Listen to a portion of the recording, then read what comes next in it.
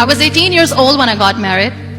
I belonged to a very conservative family, a Baloch family, where good daughters never say no to their parents. My father wanted me to get married, and all I said was, if that makes you happy, I'll say yes.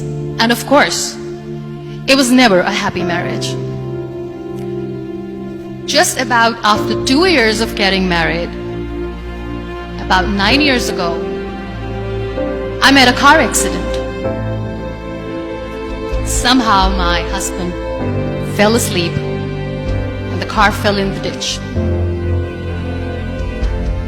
He managed to jump out, saved himself. I'm happy for him. But I stayed inside the car and I sustained a lot of injuries. The list is a bit long. Don't get scared. I'm perfectly fine now.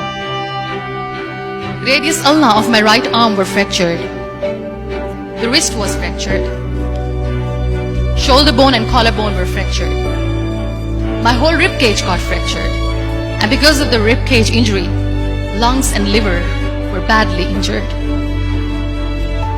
I couldn't breathe. I lost urinary bowel control. That's why I have to wear the bag wherever I go.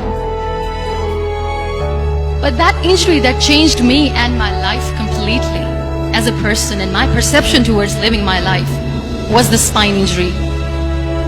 3 vertebrae of my backbone were completely crushed and I got paralyzed for the rest of my life.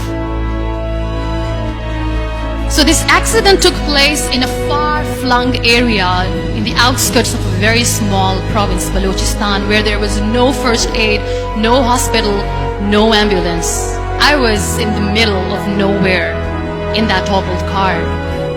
Many people came to rescue. They gave me CPR. They dragged me out of the car. And while they were dragging me out, I got the complete transection of my spinal cord.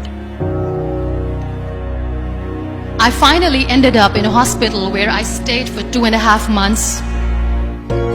I underwent multiple surgeries. Doctors have put a lot of titanium in my arm. There's a lot of titanium at my back to fix my back. That's why people in Pakistan call me the Iron Lady of Pakistan.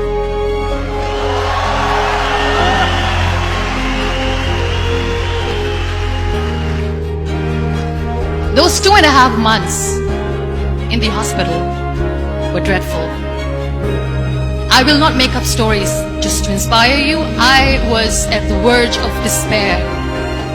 One day, doctor came to me and he said, well, I heard that you wanted to be an artist, but you ended up being a housewife. I have a bad news for you. You won't be able to paint again because your wrist and your arm are so deformed, you won't be able to hold a pen again. And I stayed quiet. Next day, doctor came to me and said, your spine injury is so bad, you won't be able to walk again. I took a deep breath and I said, it's all right. The very next day, doctor came to me and said, because of your spine injury and the fixation that you have in your back, you won't be able to give birth to a child again. That day, I was devastated. I still remember, I asked my mother, why me? And that is where I started to question my existence. Why am I even alive? What's the point of living? I cannot walk, I cannot paint, fine, I cannot be a mother. And we have this thing in our heads, being women, that we are incomplete without having children. I am going to be an incomplete woman for the rest of my life. What's the point? So my mother said to me, this too shall pass. God has a greater plan for you. I don't know what it is, but He surely has.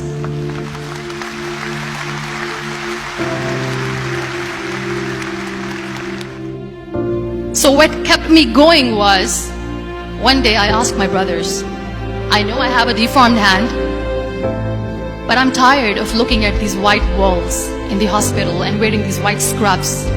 I'm getting tired of this. I want to add more colors to my life. I want to do something.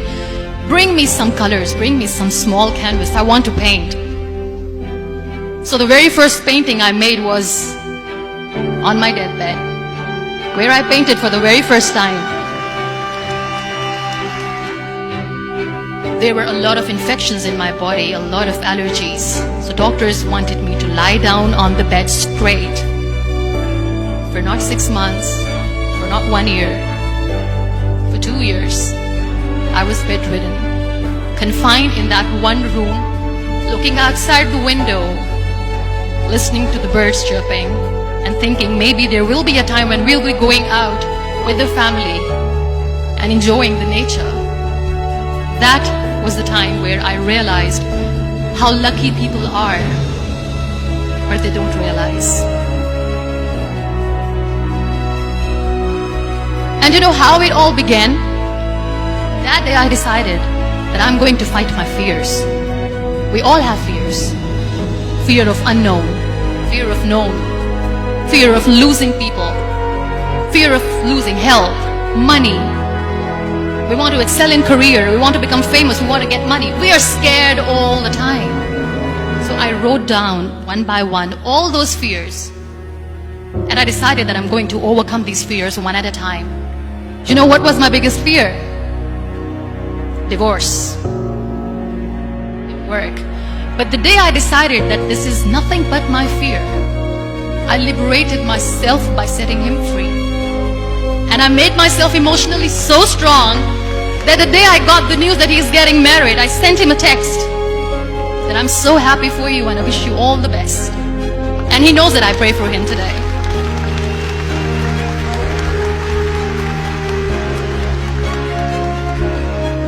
My biggest fear, number 2, was I won't be able to be a mother again. And that was quite devastating for me. But then I realized there are so many children in the world, all they want is acceptance. So there is no point of crying, just go and adopt one. And that's what I did.